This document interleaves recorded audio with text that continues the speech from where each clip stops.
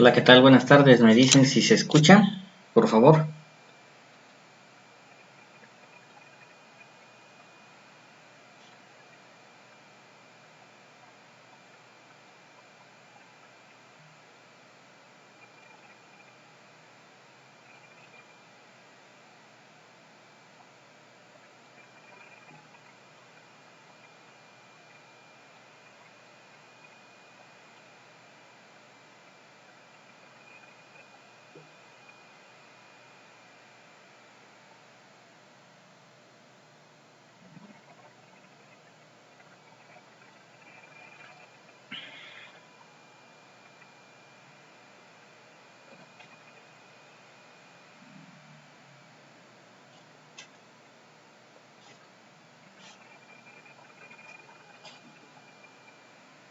¿Sí se escucha?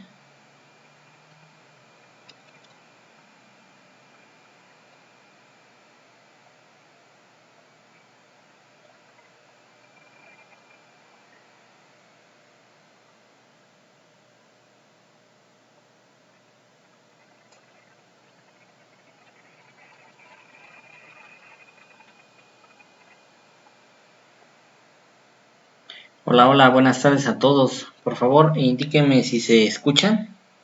Buenas tardes.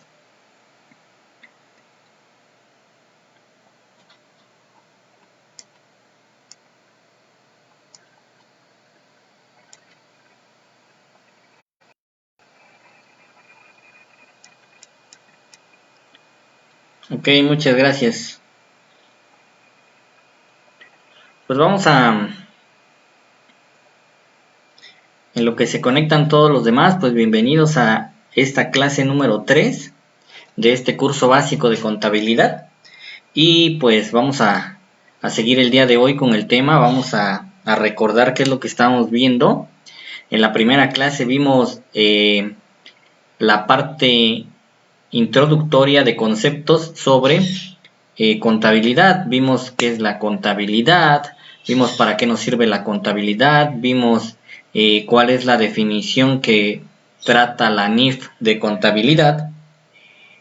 Y en la segunda clase vimos los estados financieros básicos. Empezamos a tratar los 4 estados financieros básicos que vienen determinados.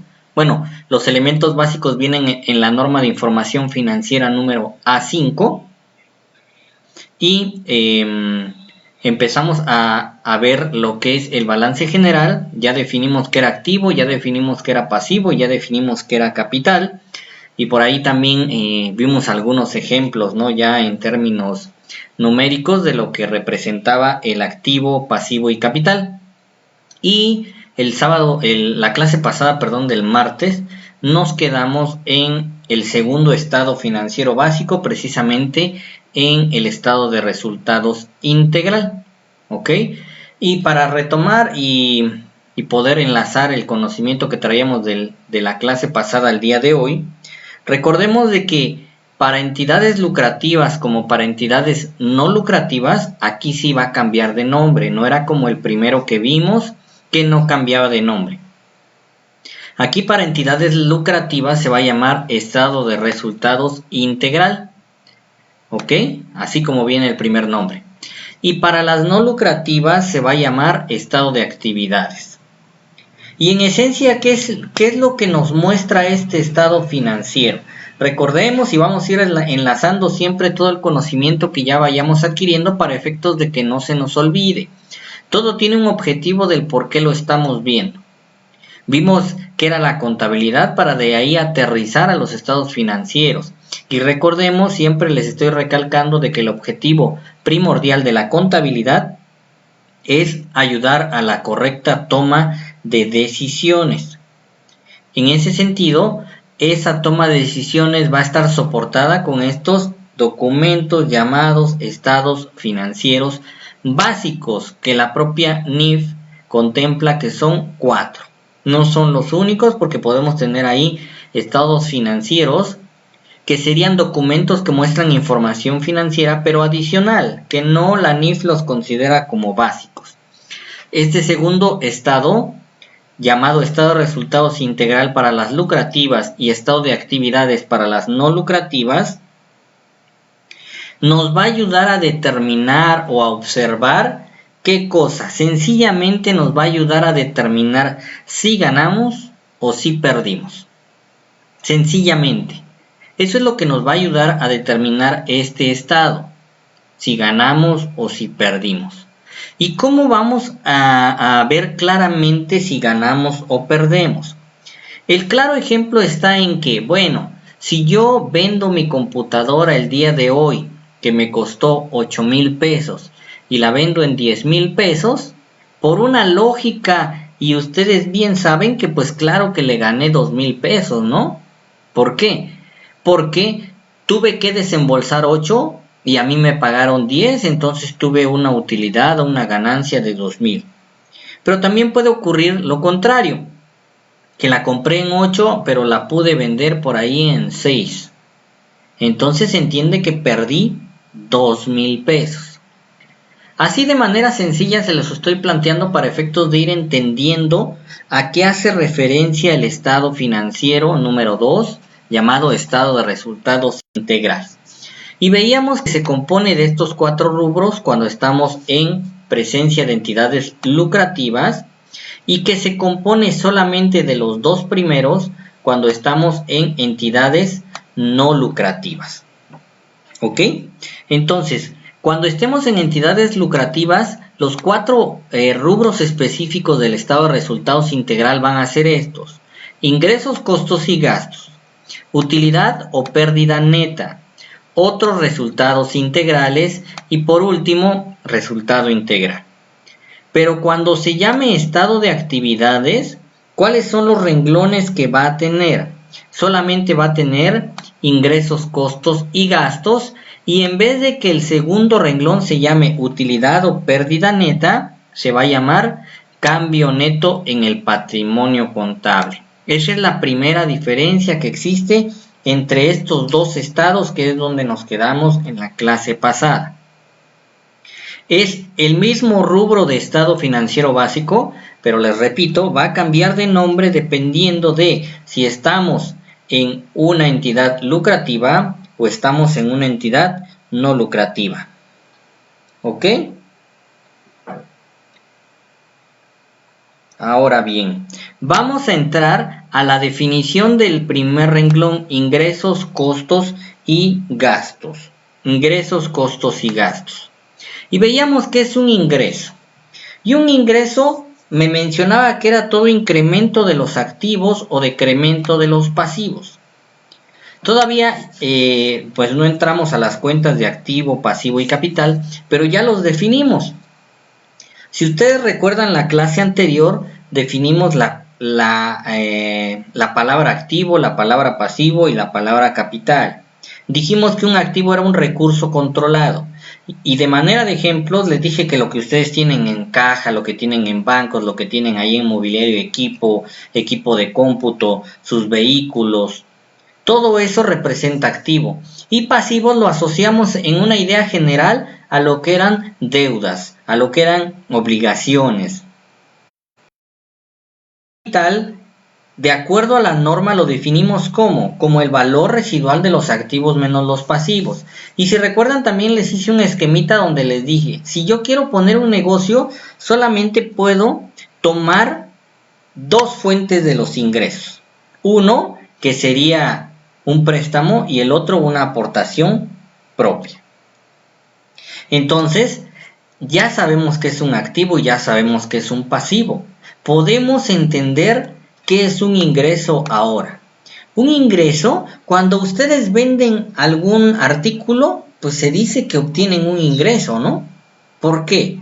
¿Incrementó el activo? Háganse esa pregunta. ¿Incrementó el activo? ¿Qué activo incrementó? Ah, bueno, es que me lo pagaron en efectivo. Entonces, entró dinero a mi caja. Incrementó el activo. O el decremento de pasivos, dice, de una entidad. Si yo tengo una condonación de deuda, por ejemplo, también se va a considerar un ingreso. Pero no todos los aumentos de activos o decrementos de pasivos se van a considerar ingreso. Y ahí nos habíamos quedado. Dice si el activo aumenta como consecuencia de la disminución de otro activo, del aumento de pasivos o del aumento del capital, entonces no se va a considerar que tienes un ingreso. Hay que tener cuidado con esto. Les decía, si yo saco dinero de mi caja y voy y lo deposito al banco, oye, sí aumentó tu activo llamado bancos, pero porque disminuyó tu activo llamado caja. ¿Obtuviste un ingreso? De acuerdo al primer párrafo, sí. De acuerdo a lo que nos dice aquí, sí. Pero de acuerdo a las excepciones, no. ¿Por qué? Porque el incremento de tu activo se derivó de la disminución de otro activo. Ahora, si el activo aumenta como consecuencia del aumento de pasivos, ¿qué quiere decir? De que si solicitas un préstamo de 100,000 pesos y te lo depositan en tu cuenta de bancos. ¿Aumentó el activo? Claro que aumentó el activo. Si tú en bancos no tenías nada, ahora vas a tener 100,000 pesos. Entonces, se derivó el aumento del activo, pero como consecuencia ¿de qué? De que pedí un préstamo. Oye, ¿y el préstamo qué representa? Un aumento de tu pasivo. ¿Estamos en presencia de un ingreso? No estamos en presencia de un ingreso, ya que encuadra en esto que me está diciendo la excepción. Después, ¿qué me dice? ¿Sabes qué? Si incrementa tu activo, pero como consecuencia del aumento del capital contable, ¿qué quiere decir? ¿Sabes qué? Voy a depositar como socio, voy a aportar 50,000 pesos. Y van a aumentar mis acciones o voy a comprar acciones. En ese caso, pues los 50,000 pesos se van a depositar a la cuenta de banco. ¿Aumentó el activo? Claro que aumentó el activo. Pero como consecuencia ¿de qué? Como consecuencia de que el capital también aumentó. Y recordemos que el capital que representaba también representaba todas las aportaciones que hizo mis socios o que hicieron mis socios. ¿Vale? Eso con respecto a los incrementos de los activos derivados de estas tres cosas no van a ser ingresos. A ver, y los decrementos de los pasivos derivado de estas tres cosas tampoco van a ser ingresos. ¿Qué quiere decir? Si tú tienes una deuda, por ahí debes 100,000 pesos y pagas 50,000, pero ese pago vino de dinero que tú retiraste del banco. Bueno, entonces tu pasivo disminuyó como consecuencia ¿de qué? De que un activo disminuyó. En ese sentido tampoco es un ingreso. Cuando el pasivo disminuye como consecuencia de otro pasivo, ¿ahí qué pudiéramos poner de ejemplo? Ahí pudiéramos poner de ejemplo una novación o una renovación, vamos a llamarle, de deuda. ¿Sabes qué? Vamos a pagar este préstamo, pero sacamos otro. Entonces, ¿qué pasó? Disminuyó un pasivo, pero aumentó otro pasivo. Y por último, el aumento del capital. ¿Sabes qué, socio? Voy a aportar para pagar la deuda que tenemos. Entonces no lo vas a depositar al banco. No, voy a pagar la deuda y ese pago de la deuda considéramelo como acciones o como una aportación que hice. Entonces debemos tener claro que no todos los incrementos de activos y decrementos de pasivos se consideran ingresos. No todos. ¿En qué casos no? Pues en estos 3 casos no, y en estos otros 3 casos no. ¿Ok?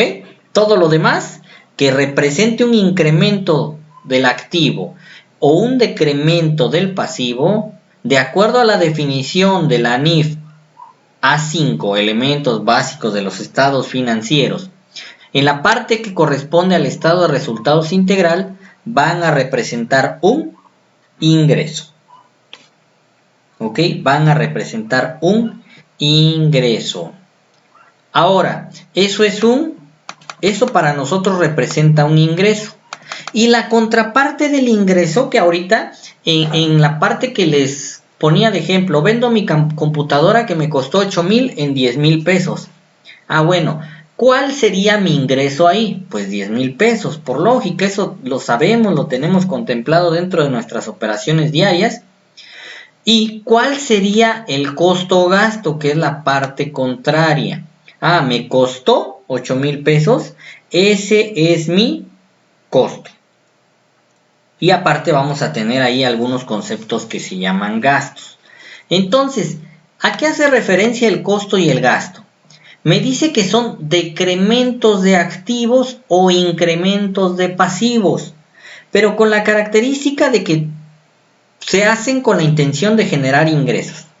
A ver, ¿tú para qué compras mercancías? No para tenerla guardada. La compras con la intención de después venderla. Y después de venderla, claro, generar una ganancia. Entonces, el costo y el gasto están asociados, esto es bastante importante, están asociados con una intención. Están asociados con una intención de generar ingresos. Oye, entonces si el costo y el gasto no los hice con la intención de generar ingresos, ¿pueden llamarse costo y gasto? A mi parecer, no. ¿Por qué? ¿Recuerdan? En la primer clase vimos los postulados básicos y uno de esos postulados básicos son los de asociación de costos y gastos con ingresos. Asociación de costos y gastos con ingresos. ¿Y a qué se refería ese postulado básico? A que todos los ingresos deben estar asociados con el gasto o con el costo que le dio origen. Yo compré mercancía para después venderla. Entonces va a estar asociada esa mercancía, ese costo de la mercancía, con el ingreso que te provocó. Si dijimos que los ingresos provocaban un impacto favorable en la utilidad, ¿qué van a hacer los costos y los gastos? Pues todo lo contrario, ¿no? ¿Qué pasa si yo tengo 2 ventas de computadora? Pues tengo ingresos por 20,000 pesos, considerando que cada una las vendí en 10,000. Entonces, para poder vender esas 2 computadoras, ¿qué debiste hacer antes? Comprarlas, ¿no? Y ese costo o esa adquisición, ese desembolso que tú realizaste, se llama, en este caso, costo o gasto. En este sentido los maneja de manera general. Pero el costo, por ahí los teóricos nos mencionan de que el costo es aquel que está orientado a la inversión de mercancías, que se recupera vía ventas. Y el gasto es el que está involucrado en la operación, pero esa solamente es una concepción doctrinaria de los autores. ¿Va? Algunos mencionan que uno es recuperable y el otro no es recuperable, pero cuando se estudia contabilidad de costos, ahí nos damos cuenta que los dos son recuperables, si no, no tendría razón de ser. Fíjense que para yo poder vender la computadora, le tuve que pagar a una persona que me la trajera. ¿Por qué? Porque estaba algo lejos donde la compré. Entonces, de los 8,000 pesos que me costó la computadora, todavía tuve que pagar 500 pesos de traslado. Bueno, entonces esos 500 pesos representarían mi gasto. Así de manera de ejemplo para empezar a delimitar costo y gasto. Esos 500 pesos que yo pagué adicionales para que me trajeran mi computadora y después venderla representan un gasto. Y los 8,000 pesos que es el valor de la computadora representan el costo. Los dos en esencia son recuperables. ¿Ok? Los dos en esencia son recuperables. Solamente que la diferencia aquí radica en a dónde fue orientada la erogación o el desembolso. Esta fue a la mercancía directa y este fue a lo que por ahí Cristóbal del Río le llama en sus libros de contabilidad de costos, le llama costos totales, donde involucra los costos de administración, los costos y gastos financieros y costos y gastos de venta. ¿Ok? Pero ese ya es un tema de contabilidad de costos. Tenemos el primer renglón ingresos, el segundo renglón costos y gastos. Recuerden, estamos viendo el estado llamado estado de resultados integral. Estado de resultados integral. Ahora, ya vimos los ingresos, ya vimos los costos y los gastos. Si los ingresos eran incrementos de activos y decrementos de los pasivos, los costos y gastos son al revés, son decrementos de los activos o incrementos de los pasivos, pero con la característica de que tienen un impacto desfavorable, o sea, van a provocar que mi utilidad en algún momento sea menor o se vaya reduciendo. Y en cambio los ingresos, que van a provocar que mi utilidad se vaya aumentando. Esa es la característica principal entre ingresos, costos y gastos. Y así como vimos en ingreso 3 excepciones, las mismas 3 excepciones no se van a considerar costo ni se van a considerar gasto. ¿Ok? Hasta este punto ya llevamos el primer renglón. Me voy a regresar un poquito aquí para ubicarnos dónde estamos. Estamos viendo estado de resultados integral, que se compone de estos 4 renglones, 4 rubros. Estamos viendo fíjense, ya vimos ingresos, ya vimos costo y gasto. Ahora, vamos rápido con la utilidad o pérdida neta. Así fácil. ¿Qué representa la utilidad o la pérdida neta? Vamos a ver aquí. Simplemente representa la diferencia. Dice que la utilidad neta es el valor residual. Oye, vuelve a manejarme esa palabrita de valor residual. ¿Cuándo me mencionó valor residual la norma? Cuando me definió capital, ¿se acuerdan? Cuando me definió capital, me dijo que el capital era el valor residual entre los activos una vez disminuidos los pasivos. Aquí y en esa ocasión quedamos que el valor residual, ¿qué era? ¿Qué operación matemática era? Una resta. Ahora, la utilidad o pérdida neta me está diciendo que es el valor residual de los ingresos después de haber disminuido sus costos y gastos. Prácticamente, ¿qué me dijo? Que la utilidad o la pérdida neta, su fórmula es que ingresos menos costos y menos gastos. ¿Ok? Estamos viendo el estado de resultados integral de manera general de acuerdo a los elementos básicos de los estados financieros, NIF A5. Después vamos a ver ya en la NIF específica, en la B, lo referente específicamente al estado de resultados integral. Aquí estamos tratando los elementos generales para entenderlo, comprenderlo desde el principio. ¿Ok? Ya que como les comentaba, el curso, la intención de este primer curso es que ustedes se vayan involucrando poco a poco en la contabilidad. Que los que no sepan nada de contabilidad por lo menos salgan de este curso sabiendo un poquito. Y los que ya sabían de contabilidad pues salgan con algunos conocimientos adicionales o refuercen algunos conocimientos que ya tenían. ¿Ok? Ahora, la utilidad o la pérdida neta así rápido, entonces es la diferencia que va a existir entre los ingresos y los costos y los gastos. Entonces vamos a partir, ingresos menos costos y gastos es igual a utilidad neta. Esa es la fórmula. Y vamos a ver algo que por lo general no atendemos los contadores o no estamos muy acostumbrados a ver, y es este tercer renglón. Dice que el estado de resultados integral también se compone ¿de qué? De algo llamado otros resultados integrales. Comúnmente estos se llaman ORIS. No sé si alguno de los contadores que nos están viendo en algún momento han escuchado esta palabra, ORIS. ¿Y a qué se refiere la palabra ORIS? ¿Qué significa ORIS? Otros resultados integrales. Aquí está, otros resultados integrales, que es nuestro tercer rubro del estado de resultados integral. Si ustedes recuerdan cuando vieron en la escuela o los que están estudiando, vieron estado de resultados, ¿qué nos decían? Ventas totales menos revoluciones de rebajas, ventas netas. Luego determinábamos el costo y llegábamos a una utilidad bruta. A la utilidad bruta le quitábamos los gastos de operación y llegábamos a la utilidad de operación. A la utilidad de operación le quitábamos y sumábamos otros gastos y otros productos, llegábamos a la utilidad antes de impuestos. Le quitábamos los gastos financieros, llegábamos a la utilidad antes de impuestos, y después quitábamos ISR y PTU y llegábamos a utilidad neta. O sea, nuestro último renglón era este. Pero fíjense que no, de acuerdo a la NIF, mi último renglón, ¿cómo se llama? Resultado integral. Así se llama mi último renglón. ¿Dónde entonces está lo que nos habían enseñado de utilidad o pérdida neta? Aquí. Todavía tenemos que afectar, ¿qué? Otros resultados integrales.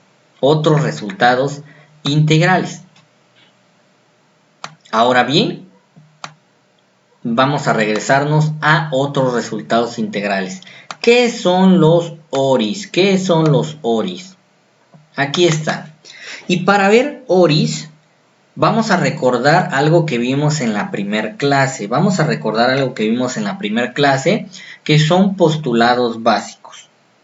Por ahí, antes de entrar a esto, lo vamos a recordar para que cuando aterricemos aquí vean por qué nos regresamos a postulados básicos. Si ustedes recuerdan, hay un postulado básico que se llama devengación contable. Y ese postulado se refería a dos momentos importantes. Uno, cuando la operación ocurre, y dos, cuando la operación se realiza. Y les puse algún ejemplo de que si vendo el día de hoy a crédito mi computadora, seguimos con la computadora.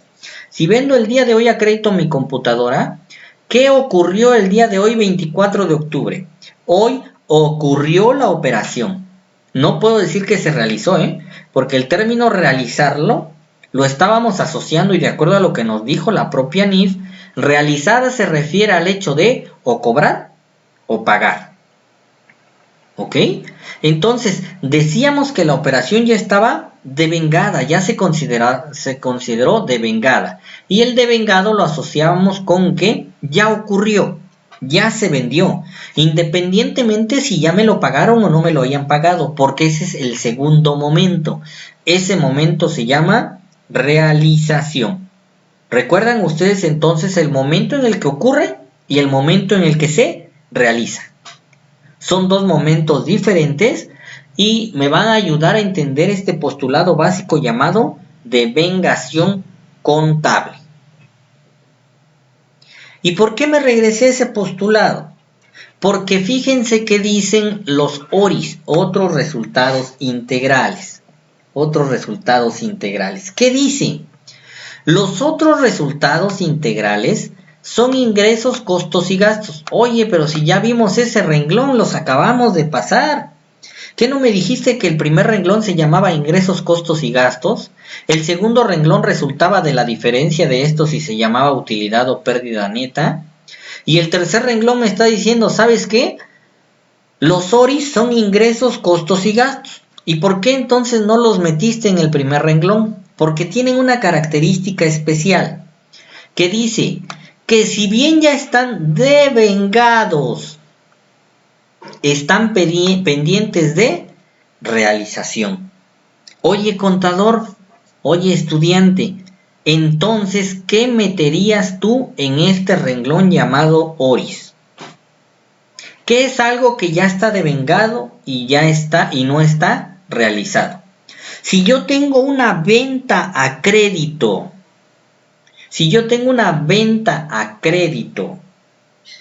y preveo la realización a un mes, o sea que me la paguen a un mes, ¿dónde lo meto?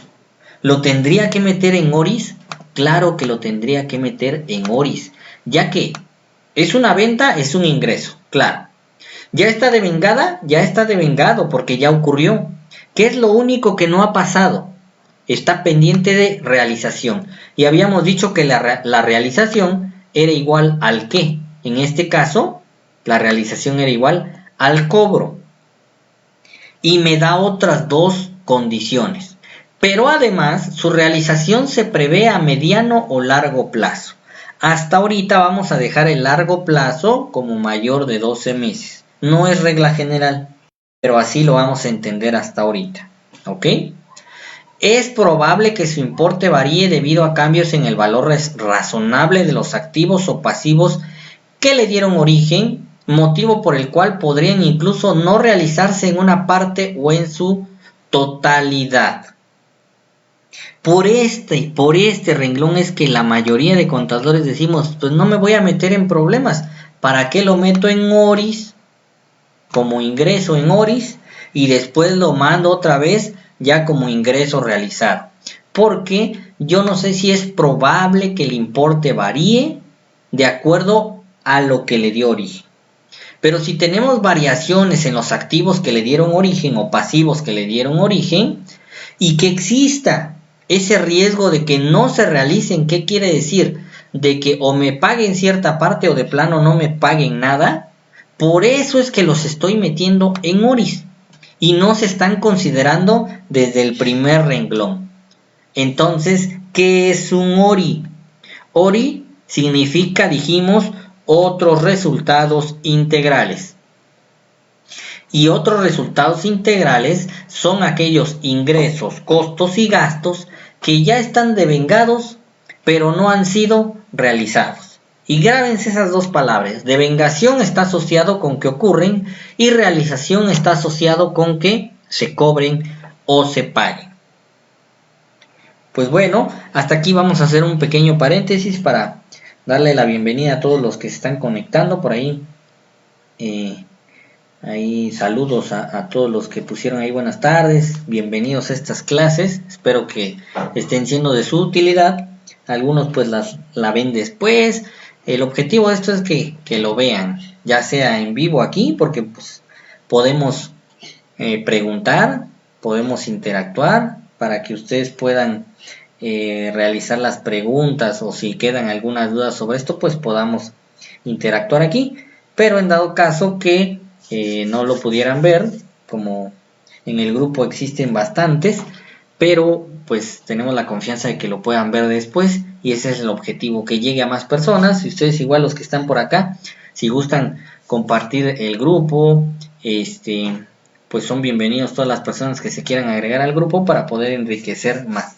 Bienvenidos a todos, y pues vamos a continuar con esta parte de la clase de estados financieros. Ahora, ya vimos el tercer renglón. El primer renglón, ¿cómo se llamaba? Ingresos, costos y gastos. El segundo renglón, ¿cómo se llamaba? Utilidad o pérdida neta. El tercer renglón, ¿cómo se llama? Otros resultados integrales. Y el cuarto renglón, ¿cómo se llama? El cuarto renglón es el final y dice resultado integral. El resultado integral corresponde a la suma algebraica, dice, de la utilidad o pérdida neta, o sea, el renglón número 2, y los otros resultados integrales. ¿Qué quiere decir? Que dentro del resultado integral, dentro de este resultado integral, vamos a contemplar lo que es la utilidad o pérdida neta y le sumamos la utilidad o pérdida que resulte de los otros resultados integrales, o sea, del renglón número 3. ¿Ok? Ya dijimos qué es lo que vamos a incluir en este renglón número 3 llamado ORIS. Partidas que, si bien ya fueron devengadas, y ya recordamos qué es la devengación, no han sido realizadas. Y también ya recordamos qué es la realización. ¿Ok?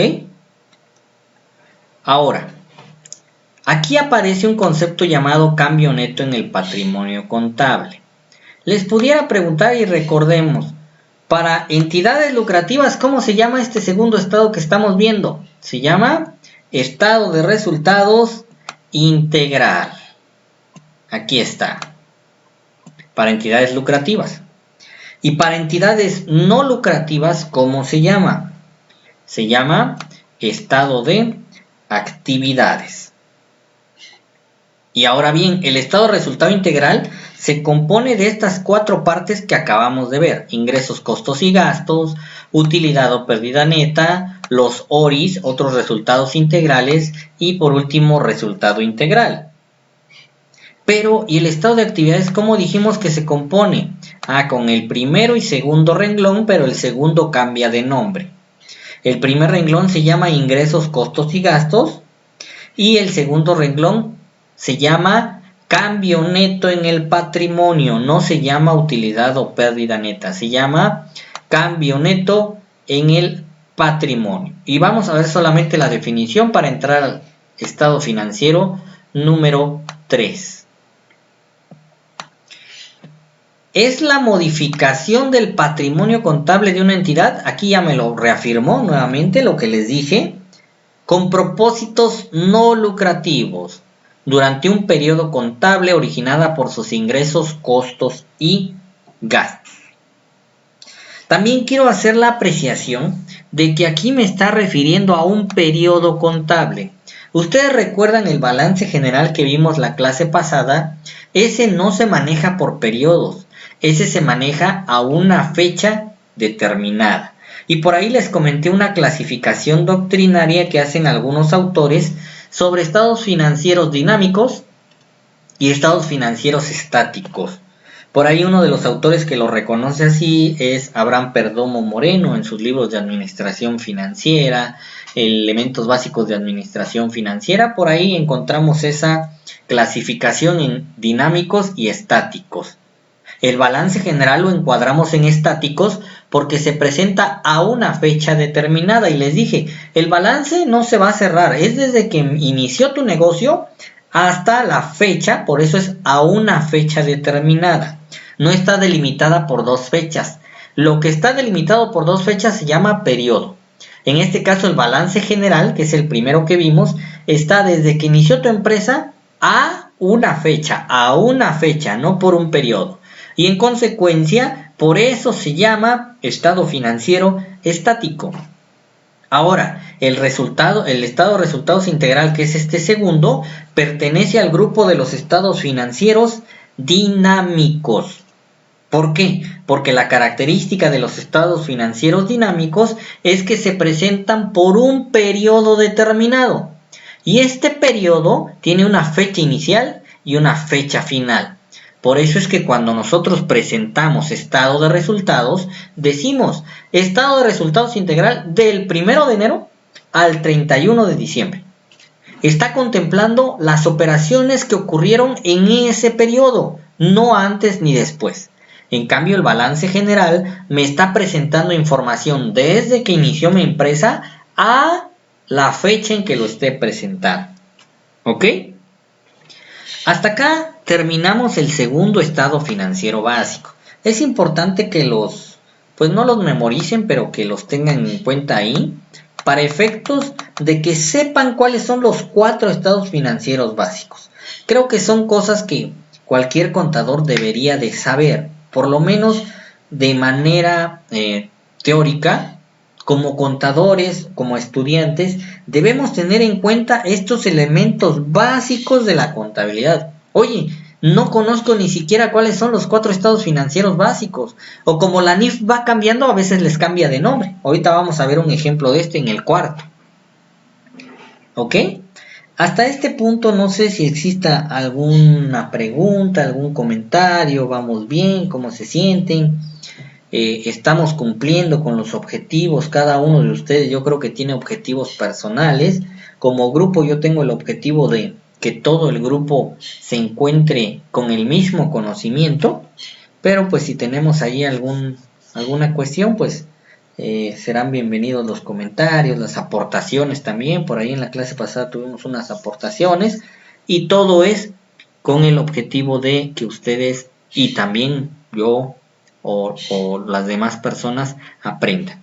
Todos vamos a ir aprendiendo poco a poco, no somos dueños de la verdad absoluta, pero tratamos de compartir un poquito el conocimiento. Por si hay comentarios, aquí me los van dejando y los vamos checando. Tercer estado financiero básico, se llama estado de cambios en el capital contable. Y este tercer estado financiero básico sí hace la apreciación y sí hace la referencia a que solamente es emitido por entidades lucrativas. ¿Ok? ¿Y qué les viene a la cabeza cuando decimos estado de cambios en el capital contable? Cuando definimos el capital contable dijimos que era el valor residual del activo una vez disminuido el pasivo. En fórmulas dijimos que era activo menos pasivo. Y de manera de ejemplo les dije, son los recursos que están en el activo pero que tuvieron su fuente en las aportaciones de los socios o de la misma empresa. Entonces, debemos tener en cuenta que para este tercer estado financiero básico solamente los emiten las entidades lucrativas, las no lucrativas no, las lucrativas. Y tiene tres partes importantes: movimiento de propietarios, movimiento de reservas y resultado integral. Oye, ¿y este resultado integral me suena? Pues sí, es el que acabamos de ver en el estado financiero número 2, por eso están relacionados. Este resultado integral hace que el capital contable se mueva. Si recordamos, ¿cuál es la división del capital contable? Se divide en ganado y contribuido. El contribuido es aquel que me dieron mis socios y el ganado es el que resulta de las utilidades o también de las pérdidas que va generando tu negocio, tu entidad económica. Entonces, si hay utilidad, ¿se movió el capital? Claro que se movió. Si hay pérdida, ¿se movió el capital? Claro que se movió. ¿Ok? Vamos con el primer tipo de movimientos. Movimientos de propietarios. ¿Y aquí qué se les puede ocurrir? Oye, va a entrar un nuevo socio. ¿Qué va a pasar con el capital? ¿Cambió? Claro que cambió, va a aumentar. Oye, se va a retirar un socio y se quiere llevar sus acciones. Ah, va a cambiar, va a disminuir el capital. Fíjense qué dice la definición. Son cambios al capital contribuido. O sea, el movimiento de propietarios no puede afectarnos en primera instancia al capital ganado solamente cuando se refiere a utilidades. El capital contribuido, o en su caso al capital ganado de una entidad durante un periodo, ¿derivado de qué? ¿Quién fue el culpable de que se mueva el capital? Los propietarios. Por eso se llama movimiento de propietarios. Oye, yo decido aportar más o incrementar mis acciones, incrementar mi capital. Se movió el capital por culpa de una decisión que tuvo uno de los propietarios. Oye, me voy a retirar de la sociedad. Va a disminuir el capital. Se va a mover el capital por culpa de una decisión de los propietarios. Oye, vamos a distribuir dividendos. Por ahí la palabra dividendo, los que la conocen, representa aquella parte de las ganancias o de la utilidad que les corresponde a los socios. Entonces vamos a repartir dividendos, pero el dividendo no se reparte de lo que ellos aportaron. El dividendo solamente va a existir cuando la propia entidad o el negocio haya generado ganancias. Yo no puedo repartir ganancias si no las he generado. ¿Ok? Entonces, movimientos de propietarios, la característica principal es de que se deriva de decisiones, como su nombre lo dice, de los propietarios. Y tenemos unos ejemplos que nos da la propia norma. Aquí están. Por ejemplo, aportaciones de capital, como les venía diciendo. Si voy a aportar más capital, ¿se movió el capital contable? Claro que se movió. ¿A consecuencia de qué? De que uno de los socios o varios socios decidieron aportar capital. Reembolsos de capital. ¿Cuándo se efectúa un reembolso de capital? Cuando uno de los socios o aportantes disminuyen su inversión o se retiran. ¿Claro? De la devolución de las aportaciones, dice aquí. El otro caso son los dividendos que les comentaba. Pero los dividendos, ¿a qué me van a afectar? Los dividendos me van a afectar el capital ganado. Estas dos primeras afectan al capital contribuido. Y el dividendo, como les comentaba, el dividendo es aquella parte que le toca al socio de la utilidad que se generó como gratificación, vamos a llamarle, como pago a su aportación inicial. ¿Sabes qué? Yo te aporté a ti, empresa, pero para que en algún momento generara ganancias. Esas ganancias que me están tocando como socio, pues van a venir a mí vía un concepto que se llama dividendos. Vía dividendos. Ahora, el último son otros tres: capitalización de partidas del capital contribuido. Y esta palabrita capitalización se refiere al hecho de convertir en capital partes del capital contribuido. Ejemplo, aportaciones para futuros aumentos de capital. Hay aportaciones que los socios no consideran capital desde el inicio, ¿ok? Sino las meten a una cuenta llamada aportaciones para futuros aumentos de capital. O sea, vamos a aportarte para que en un futuro se convierta en capital. Todo movimiento de cuentas del capital se va a tener que reflejar en este estado financiero básico llamado estado de cambios en el capital contable. Por eso se llama de cambios en el capital contable. ¿Por qué? Porque todo cambio que exista, estaba en aportaciones para futuros aumentos de capital y ahora ya se convirtió en capital social, o sea, en el de las acciones. ¿Se movió? Claro que se movió, aunque no aumentó ni disminuyó de manera general, pero se movieron rubros dentro del propio capital. ¿Qué más? Capitalizaciones de utilidades o pérdidas integrales. ¿Sabes qué? Los socios decidimos que de estas utilidades que tuvimos en el año, no queremos que las repartas. Mejor considera que aumentan nuestro capital, que aumentan nuestra aportación. Bueno, tuvimos de utilidades 100,000 pesos. Entonces esos 100,000 pesos se van a sumar al capital contribuido para que los porcentajes de aportación de los socios sean superiores. ¿Qué más tenemos en este tercer estado financiero básico? Capitalización de reservas creadas. Y ahí vamos a aterrizar la segunda parte o el segundo bloque de elementos que integran a este estado. ¿Qué es una reserva? Una reserva, y les comento a veces a mis alumnos, las reservas los considero como un guardadito. Tú vas a reservarte cierta parte de tus utilidades para efectos que tú le vas a dar, dependiendo del tipo de reserva, contractual, estatutaria, legal. Son reservas, son guardaditos que se separan de la utilidad. Pero cuando esa reserva cumple su fin o llega al tope, se convierten o podemos decidir los socios, ¿sabes qué? Ese guardadito que teníamos ya no nos sirve. Vamos a considerar que esa reserva pasa a formar parte de nuestras aportaciones. ¿Qué quiere decir? Que como socio voy a entender que aporté más y como aporté más me tocan más acciones. Y al tener más participación accionaria, en consecuencia también me puede tocar mayor aportación cuando se decreten dividendos. Esas serían algunas formas de movimientos de propietarios. Entonces, el capital contable se puede mover por 3 causas. Porque los propietarios lo decidieron, que es el primer rubro que acabamos de ver. 2, por movimiento de reservas. Y aquí viene lo que les comentaba. ¿Qué son las reservas? Son segregaciones de las utilidades acumuladas. En este año tuviste utilidad. Vas a separar parte de esa utilidad y lo mandas a una cuenta llamada reservas, que también pertenece al capital.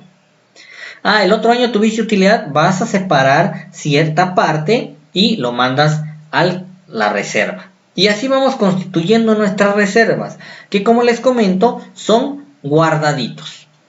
Se crean en atención a leyes, a reglamentos, a estatutos. Por ejemplo, la reserva legal es de acuerdo a la Ley General de Sociedades Mercantiles. La reserva estatutaria se puede determinar en estatutos, por eso se llama así, con base en decisiones de la Asamblea de Accionistas. A la reserva se aplican únicamente las partidas para las que fueron creadas y se cancelan cuando expira el propósito que motivó su creación. Entonces las reservas pueden desaparecer y ese guardadito que teníamos se convierte en utilidades, en aportaciones, en capital social. Entonces llevamos 2, el movimiento de propietarios y el movimiento de reservas. Esos 2 provocan que el capital se mueva. Y por último, el resultado integral. ¿Y qué era el resultado integral? Nos dijo el estado anterior. Pues era la suma algebraica, nos dijo, de la utilidad o pérdida neta con los ORIs. Pero aquí me da otra definición del resultado integral. Me dice que es el incremento o decremento del capital ganado. O sea, si tuviste utilidades, ¿qué pasó con tu capital ganado? Aumentó. Si tuviste pérdidas, ¿qué va a pasar con tu capital ganado? Disminuyó. Entonces, todo esto que representa una utilidad o una pérdida, llamada resultado integral, también va a provocar que mi capital contable, se mueva. Que el capital contable se mueva. ¿Ok? Esas serían las tres partes principales de este tercer estado financiero básico. Y vamos a hacer el resumen para ir redondeando toda esta parte. Tenemos nuestro primer estado financiero básico llamado balance general, estado de situación financiera o estado de posición financiera. Ese solamente es uno. Nuestro segundo estado financiero básico, ¿cómo se llama? Estado de resultados integral para lucrativas y estado de resultados para no lucrativas. Nuestro tercer estado financiero básico, ¿cómo se llama? Estado de cambios en el capital contable. Y ese lo presentan las entidades lucrativas. Hasta ahí llevamos 3. Y vamos a cerrar la clase del día de hoy ya para tratar el cuarto estado y para que en la próxima clase entremos a uno de los temas que considero bastante importantes, que es el tema de la cuenta. Después del tema de la cuenta vamos a ver el tema del IVA, retenciones, y ahora sí nos metemos a realizar ejercicios. El cuarto estado financiero básico, aquí considero que nos puede llegar a confundir. Fíjense, dice estado de flujo de efectivo y estado de cambios en la situación financiera. O sea, tiene dos nombres. Hasta acá podemos entender que sí. Pero, de acuerdo a la NIF B2, me dice en la parte inicial que el CINIF, o sea, el que emite las normas de información financiera, consideró llamarle estado de flujo de efectivo y no estado de cambios en la situación financiera. Y consideró ahora el obligatorio como estado de flujo de efectivo. Este no, el estado de situación financiera no. Y una de las causas por las cuales decidió que el estado de flujo de efectivo es el que se quedara como obligatorio, como cuarto estado financiero básico, es que el estado de cambios en la situación financiera como tal no representaba una salida real de efectivo. En cambio, el flujo de efectivo sí. ¿Cuáles son las partes principales del estado de flujo de efectivo? Solamente son 2. Origen y aplicación de recursos. ¿Y qué es un origen y qué es una aplicación? Origen vamos a llamarle a todo lo que nos aumente el efectivo. Todo lo que nos aumente el efectivo. Dice, provocado por la disminución de cualquier otro activo distinto al efectivo, el incremento de pasivos, incremento de capital, patrimonio, todo lo que represente un aumento del efectivo. Y ojo, cuando estoy hablando de efectivo no solamente estoy hablando de dinero que tengo en caja, estoy hablando de efectivo y equivalentes, lo que tengo en caja en bancos sin inversiones temporales, a todo eso le voy a llamar efectivo. Entonces, ¿qué es el origen de recursos? Todo lo que me provoque un aumento del efectivo. Oye, ¿pediste prestado? Origen. Oye, ¿sacaste de caja y lo metiste al banco? Origen. Oye, ¿te pagó un deudor? Origen. Oye, ¿vendiste mercancía? Origen. Todo eso es origen, todo lo que aumente tu efectivo. Y en consecuencia, ¿qué sería una aplicación? Una aplicación es todo aquello. Aquí tenemos origen, aplicación. Son las disminuciones del efectivo. Oye, ¿qué pagaste? Es una aplicación. Pagaste tu deuda, pagaste proveedores. Todo lo que represente disminución de efectivo va a ser aplicación. Y tanto el origen como la aplicación se dividen en 3 partes principales. Esas operaciones o esos tipos de origen o de aplicación se dividen en 3. De operación, de inversión y de financiamiento. De operación es lo normal de la empresa, las actividades. De inversión son los activos de larga duración, ejemplo, equipo de cómputo, mobiliario de equipo de transporte. Todo, si tengo un origen de una venta de estos, pues va a ser de inversión, no va a ser de operación. solamente es la clasificación del origen o de la aplicación del recurso. Existen métodos para hacer este estado de flujo de efectivo, existe un método directo, un método indirecto. Pero ahorita que estamos empezando con la parte conceptual, pues vamos a entender estas generalidades de los 4 estados financieros básicos. Vamos a redondear para ir cerrando. Primer estado financiero, balance general, se compone de activos, pasivos y capital. Segundo estado financiero, estado de resultados integral, se compone de ingresos, costos y gastos. Se compone de utilidad o pérdida neta, se compone de otros resultados integrales y se compone de resultado integral. Tercer estado financiero básico, estado de cambios en el capital contable, se compone de movimientos de propietarios, movimientos de reservas y resultado integral. Y cuarto estado financiero básico, ¿cómo se llama? Estado de flujo de efectivo. Y se compone de 2 partes, origen y aplicación de recursos. El origen se puede clasificar en 3 tipos, de operación, de inversión y de financiamiento. Y la aplicación de recursos igual, se puede clasificar en de operación, de inversión y de financiamiento. Si ustedes quieren darle otra leída a todo esto que acabamos de ver, está en la norma de información financiera A5, elementos básicos de los estados financieros, que lo tienen allí en el grupo. Estas disposiciones, este libro, lo tienen en el grupo. ¿Ok? Entonces, amigos, no sé cómo vean, si tienen alguna duda, algún comentario, cómo se sienten, cómo ven la mecánica de estas clases. Veo que pues en algunas sesiones se conectan más, en algunas sesiones se conectan menos, pero pues yo creo que cada quien va a llegar y va a aprender hasta donde quiera aprender.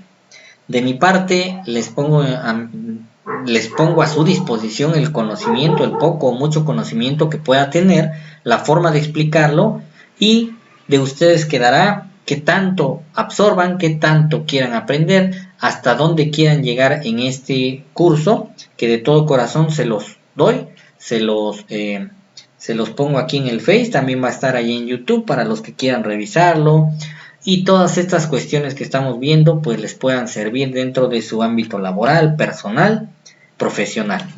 Quedo a sus órdenes, no sé si tengan alguna duda o podemos ir cerrando.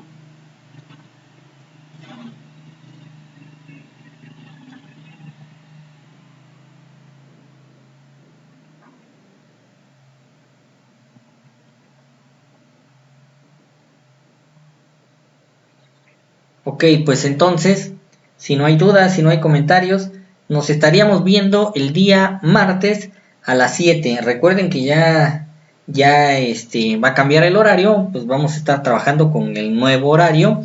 A las 7 de la noche nos veríamos el día martes. El día martes vamos a tratar el tema de la cuenta. Una parte bastante importante, la cuenta. Tal vez ya sabemos cargar y abonar, pero no sabemos las partes de la cuenta. Vamos a ver la cuenta desde un punto de vista gráfico, para poder entender los que no estamos involucrados tanto en contabilidad y los que sí estamos involucrados, pues poder entenderlo desde otro punto de vista y que no se nos complique un poquito. ¿Vale? Entonces, pues que tengan una excelente tarde-noche, un excelente sábado, un excelente domingo y nos estaríamos saludando el día martes. Hasta luego.